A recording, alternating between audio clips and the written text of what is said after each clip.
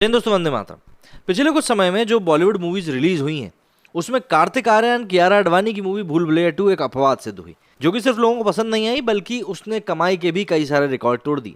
वहीं जबकि दूसरी तरफ हम देखेंगे तो आमिर खान, अक्षय कुमार, इन सभी की मूवीज बड़ी बड़ी मूवीज फ्लॉप हो गई और मतलब इन लोगों ने थिएटर्स में पानी तक नहीं मांगा।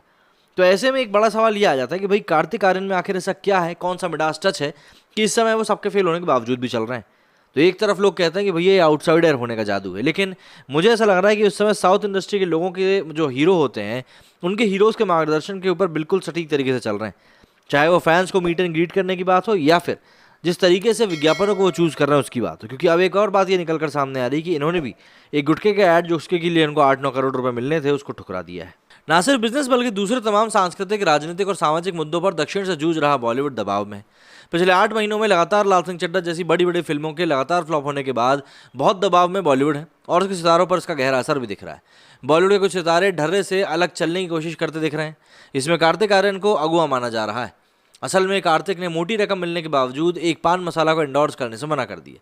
बॉलीवुड हंगामा की एक एक्सक्लूसिव रिपोर्ट के मुताबिक कार्तिक को पान मसाला ऐड के बदले 9 करोड़ की मोटी रकम दी जा रही थी। बावजूद एक यूथ आइकन होने की वजह से उन्होंने अपनी सामाजिक सार्वजनिक जिम्मेदारी के तहत ऐसा करने में कोई दिलचस्पी नहीं दिखाई और ऑफर को खारिज कर दिया। एक एड गुरु के हवाले से कंफर्म रिपोर्ट में बताया गया है कि कार्तिक को पान मसाले के लिए करीब 8 से 9 करोड़ रुपए दिए जाते। किसी भी सितारे के लिए ये एक बहुत बड़ी रकम होती। यहाँ तक कि बॉलीवुड के तमाम सितारों को एक फिल्म के बदले इतनी फीस नहीं मिलती, मगर कार्तिक ने इसे ना करना ही बेहतर समझा।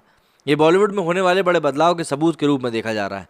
मौजूदा दौर में बॉलीवुड के लगभग सभी बड़े सितारे, जिसमें कि शाहरुख खान, सलमान खान, अक्षय कुमार, रणवीर सिंह, टाइगर श्रॉफ, अजय देवगन जैसे सितारे इस लिस्ट में शुमार है जो कि गुटखों का ऐड करते हैं, पान मसाला, शराब या फिर इसी तरह के विज्ञापन करते दिखते हैं। यहाँ तक कि अमिताभ बच्चन ने भी अभी कुछ ही समय पहले एक पान मसाला का ऐड साइन किया था, मगर तीखे विरोध के बाद उन्होंने माफ़ी मांग ली। बॉलीवुड के तमाम सितारे शराब और बियर के भी जो प्रॉक्सी ऐड होते हैं ना उनको एंडोर्स जरूर करते हैं, जिसमें कि शराब और बियर के टॉप ब्रांड्स के मिनरल और सोडा वाटर का प्रचार शामिल होता है। माउथ फ्रेशनर के नाम पर गुटखे का प्रचार होता है, जो देश में कैंसर जैसी घातक बीमारी की सबसे बड़ी वजहों में से एक है।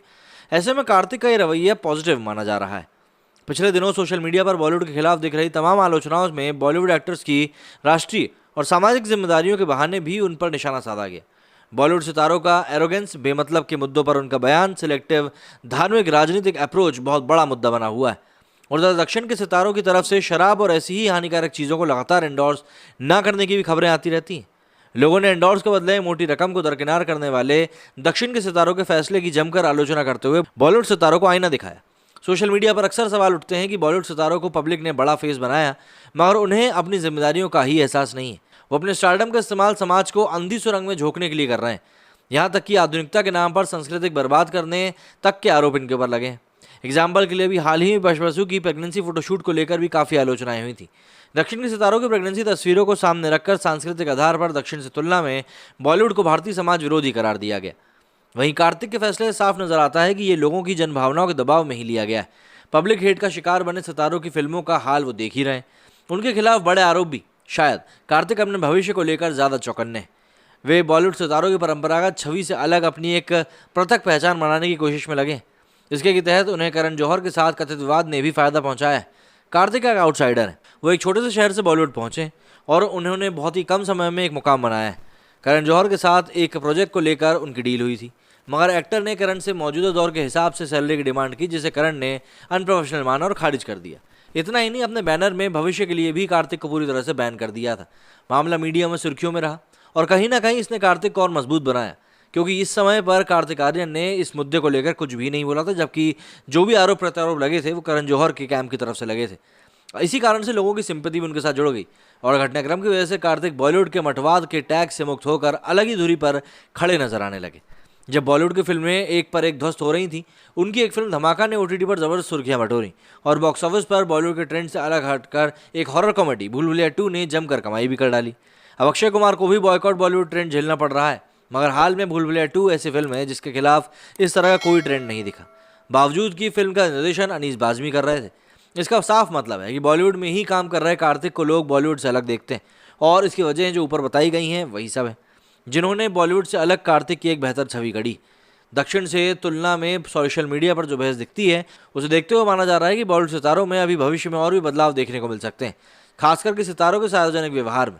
ये सिर्फ कार्तिक आर्यन तक ही सीमित नहीं रहने वाला है, क्योंकि बॉलीवुड स्टार्स को मालूम है कि पब्लिक बॉयकॉट की अहम वजह सिर्फ खराब कंटेंट भर रही, बल्कि फिल्म स्टार की सामाजिक सांस्कृतिक जिम्मेदारियां भी। बॉलीवुड में इस तरह के और बदलाव नजर आएंगे तो कोई हैरानी की बात नहीं है, क्योंकि वैसे भी अगर आपको बिजनेस करना है और आपका कंज्यूमर बेस आपसे नाराज है, तो फिर आपको अपने कंज्यूमर बेस को तो कुछ भी करके साम दाम और दंड भेद किसी भी तरीके से आपको उनको कन्विंस करना ही पड़ेगा। और अगर आप उनको कन्विंस नहीं कर पाते हैं तो कहीं ना कहीं ये चीज़ें सिर्फ और सिर्फ मुश्किलों को ही न्योता देंगी। आपका क्या कहना है इस बारे में मुझे कमेंट करके जरूर बताएं। मेरे स्टूडियो फिलहाल नहीं, जय हिंद, जय भारत।